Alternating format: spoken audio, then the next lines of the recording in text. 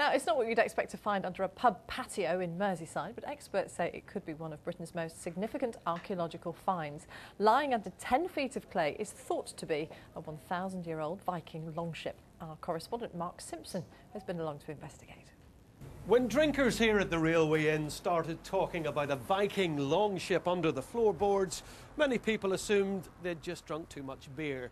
But if you start digging underneath this pub patio, you might just find that Viking vessel. That's what builder John McRae said he found back in 1938. This is him returning to the scene 50 years later.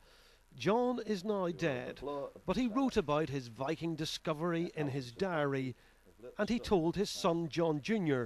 all about it. He assumed from the section he'd uncovered, which was about 5 feet, that the boat was about 30 feet long, and he had a pretty good eye for detail. The foreman come along and said, for God's sake, cover it up. He said, we don't want the archaeological people around here. He said, it'll stop the job. So they covered it back up, and consequently it was left for many, many years. Recent archaeological tests at the pub suggest there may indeed be a Viking ship lurking underneath. It's just been a joke, a stunning joke. I mean, we actually thought it was just idle bar gossip to start with, you know, on various levels. And, you know, even saying to us, you know, at last order, should we get a taxi home or into town, or, you know, should we dig up the boat and row down the road? So I don't really know.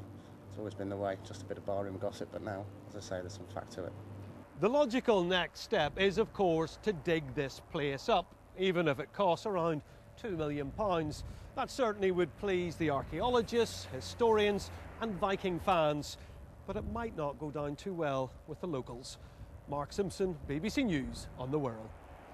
Well, listening to all of that is Professor Stephen Harding from the University of Nottingham, who's now trying to raise funds to pay for full excavation. Professor Harding, good evening. It'd be a very expensive mistake if you're wrong. How do you know that it's there? Have we just got to take your word for it?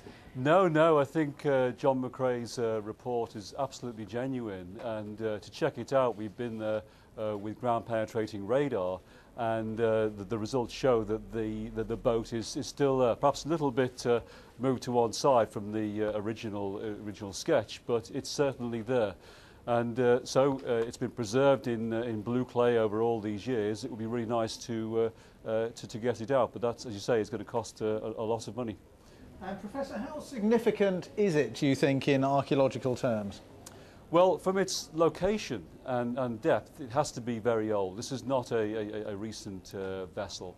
Its design is consistent with the Viking clinkers, those overlapping planks. And let's not forget, this area was colonised by the Vikings 1,000 years ago. So it's got all the possibilities. This is a Viking vessel, but not a longship. This looks like some sort of transport vessel down there.